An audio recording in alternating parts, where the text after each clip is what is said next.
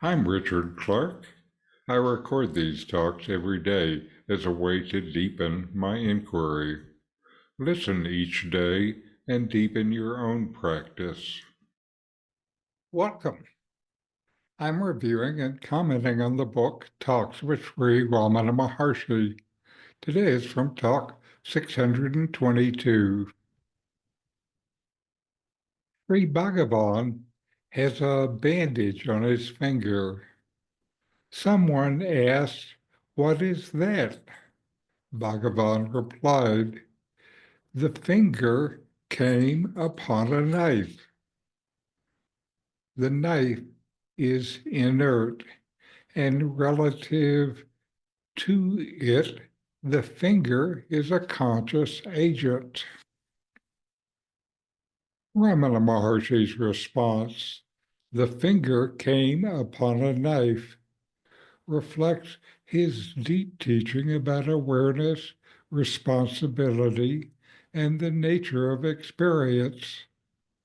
At first glance, it seems like a simple remark, but it carries layers of meaning.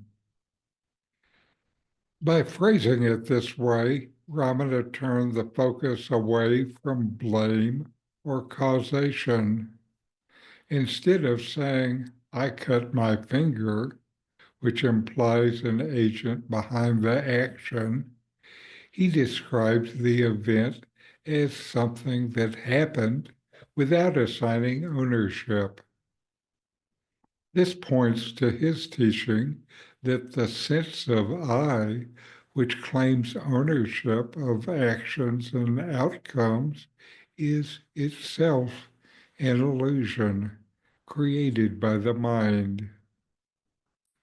Ramana's wording also highlights the distinction between what is conscious and what is not. The knife is inert. It has no awareness or intention. The finger, by contrast, is part of a living body, capable of sensation. Yet, in this case, Ramana described the incident as if the finger had its own agency, independent of I or mine. This reflects his teaching that the body, like the knife, is ultimately an object within awareness, not the true self. Ramana often emphasized that the mind wrongly assumes itself to be the doer, the one who acts and experiences. This belief leads to attachment, pride, guilt, and suffering. By describing the event as the finger came upon a knife, he avoided reinforcing the idea of an individual ego as the actor. His words instead suggest that events unfold naturally, without a separate ego self controlling them. This approach ties directly to Ramana's core teaching of self-inquiry. When you ask, "Who am I?" and follow that question deeply, you discover that the ego, the one who claims to be the doer, has no solid existence.